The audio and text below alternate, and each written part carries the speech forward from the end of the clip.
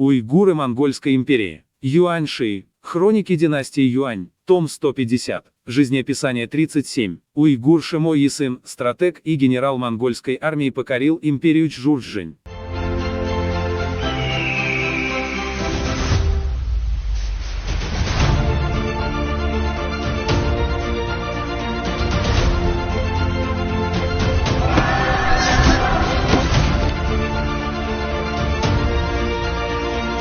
Шимо Йисын происходил из уйгурского племени Дили, чжурженский киданин конца династии Цзинь, человек из государства Ля, внук Кулера и второй сын Тулуя Хачара. Его предки ранее последовали за императрицей Ся, переселившись всем родом в тюркский каганат. А когда императрица вернулась, их род остался там. Ко временам Ля они стали кланом Шулюй, именуясь родом императрицы. После гибели империи Ля изменили клан Шулюй на клан Шимо. Его дед Кулер поклялся не получать жалования от царства Цзинь, возглавив племя, удалился далеко. В возрасте 90 лет, ночью заболел, велел домочадцам дождаться восхода солнца и сообщить ему. Когда наступило утро, совершил омовение, поклонился солнцу и умер. Отец Талуй Хачар также не служил на государственной службе царства Цзинь. У него было 5 сыновей. Ясен, его второй сын. В возрасте 10 лет, следуя за отцом, он спросил о причине гибели своего государства. Тут же сильно возмутился и сказал, сын сможет восстановить его. Когда вырос, превосходил других силой и отвагой. Хорошо владел верховой ездой и стрельбой из лука. Обладал большим умом и стратегией. Мужеством покорял все племена. Двор Цзинь, прослышав о его славе, назначили его старшиной племени Си. Но он тут же уступил своему старшему брату Шиндену, сказав, «Брат, прими это временно, ради сохранения нашего рода». Затем скрылся, проживая в горах Бэя, охотясь на лис и белок для пропитания. Услышав, что Чингисхан Тайцзу поднял восстание на севере, в одиночку прискакал и перешел к нему. Первым делом предложил, столица Дун Цзинь, это место, где царство Цзинь заложило основу. Если уничтожить их корни, то центральную равнину можно будет подчинить одним воззванием. Чингисхан обрадовался, приказал ему следовать за генералом Мухали и брать Дун Цзинь. Войско прошло Линьхаун, остановилось в Гаочжоу, и Мухали приказал Йисыню возглавить 1000 всадников как авангард. Йисын сказал, в войне ценится победа неожиданностью. К чему большое количество войск? Разведка доложила, что Цзинь недавно сменили начальника охраны Дун Цзина, и тот вот-вот прибудет.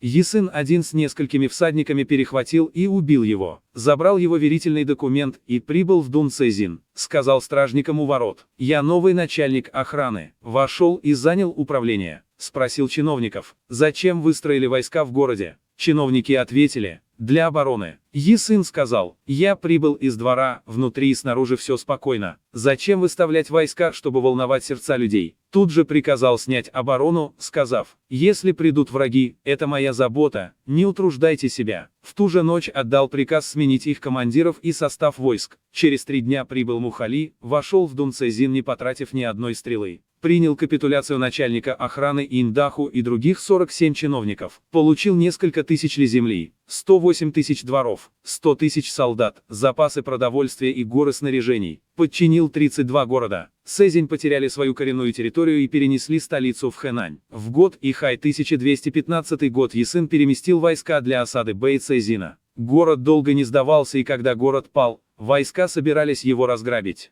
Йисын сказал, императорские войска спасают людей из огня и воды. Если тех, кто уже сдался, снова убивать, то те, кто еще не сдался, будут стоять насмерть. Как же тогда Поднебесная успокоится? Это доложили императору Чингисхану, и город был помилован. Йисын был назначен начальником приказа инспекторов и занял должность Даругачи Бэй-Цзина. В то время Ши Тиньин, глава могущественного местного клана, вместе с десятками вождей захватили Синьчжунфу. Йисын, разделив их войска, подчинил их. Доложил императору о назначении Ши Тиньина начальником округа Синьчжун. Также приказали Йисыну быть заместителем монгольского чиновника Тахарана Шилеби и надзирать за войсками цзиньского генерала Чжан Цзина и другими. Йисын завоевывал еще не подчиненные округа и области к югу от Янь Цзина. Когда Йисын дошел до Пинчжоу, Чжан Цзин сослался на болезни и не выступил в поход. Йисын схватил Чжан Цзина и отправил в походную ставку императора. Чингисхан упрекнул его, чем я тебя обидел? Чжан Цзин ответил, ваш слуга действительно болен, я не смею бунтовать. Чингисхан сказал, возьмем твоего младшего брата Чжи в заложники, тогда пощадим тебя. Чжан Цзин согласился, но ночью бежал. Йисын догнал и убил его. А Чжи уже убил посланца, отвечая за своего брата. После того как Чжи был казнен, Ясын подчинил и включил в монгольскую армию личную гвардию Чжан-Чжи,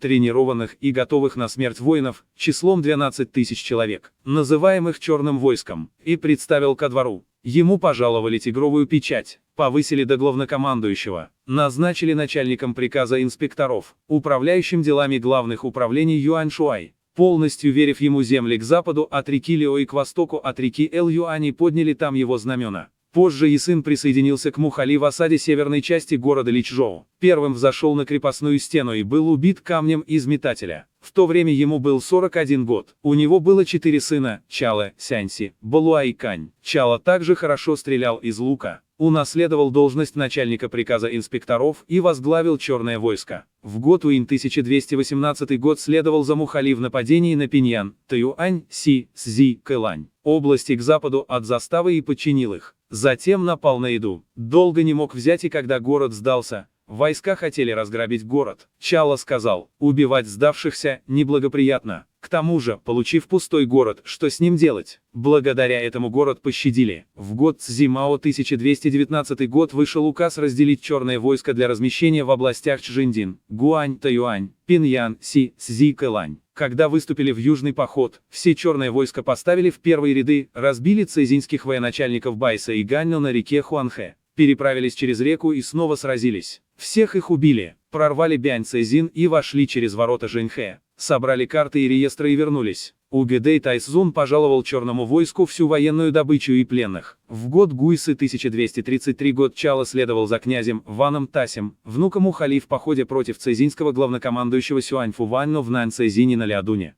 Первым взошел на стену, и все войско, воспользовавшись этим, продвинулись и в результате захватили город. Князь снял и подарил ему свою парчевую одежду. В год Синьчоу 1241 год Угэдэй, восхваляя заслуги Чала, назначил его доругачи двух регионов Чжиндин и Бэйцзин. В год Гуймао 1243 год он умер в лечении в возрасте 44 лет. Его сын Кулумань унаследовал должность. В третий год Чжунтун 1262 год следовал в походе против Литана. Был убит случайной стрелой. Сын Лянфу унаследовал должность начальника Черного войска. К 17 году Чжиюань 1280 год за заслуги последовательно повышался до Чжайда Цзян Цзюнь, великий военачальник проницательной решительности. Яньхай Фуду Юаньшуай, заместитель главнокомандующего прибрежными регионами. На 11 году эры Даде 1307 год подал в отставку по старости. Сын Цзицзу унаследовал должность военачальника 10-тысячного войска Ваньху. Сын Сяньси Дула, нападая на Фанчен, пал в бою. Старший брат Шима Ясына Шандена позже также оставил цзиньскую должность и перешел к монголам. Стал доругачи в уйгурском Бишбалыке, умер. Его внук Илам Адан служил вплоть до левого помощника начальника региона Ляян. Сын Илам Адан Цеанич стал Пинчжэншжэнши, главный администратор провинции Хугуан.